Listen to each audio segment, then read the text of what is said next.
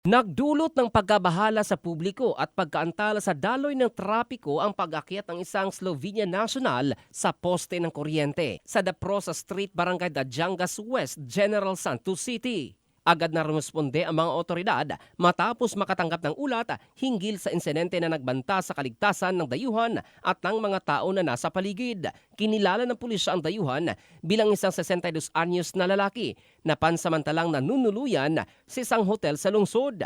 Dahil sa insidente, agad na nagsagawa ng koordinasyon ang Jensen City Police sa Bureau of Fire Protection, City Social Welfare and Development Office at City Disaster Risk Reduction and Management Office at iba pang kaukulang ahensya upang maisagawa ang ligtas na rescue operation. Pansamantala ding pinatay ang supply ng kuryente para sa kanyang kaligtasan maging sa mga rescuer. Sinubukan pang umiwas ng biktima sa mga rescuer na nakasakay sa boom truck at tumawid sa kawad ng mga kuryente.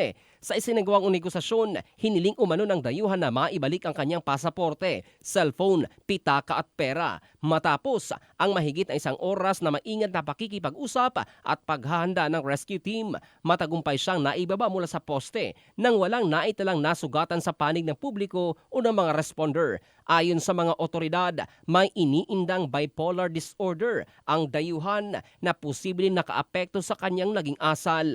Matapos mailigtas, agad siyang binigyan ng paunang lunas at inihanda para sa paglipat sa Davao City kung saan siya sasailalim sa psychiatric evaluation at karagdagang gamutan. Dahil sa nangyari, binigyang diin ng pulisya ang kahalagahan ng maayos at makataong pagtugon sa mga insidenteng may kaugnayan sa mental health. In the heart of changing lives, ito si Jofel Candado ng Brigada News Philippines, the Music and News Authority.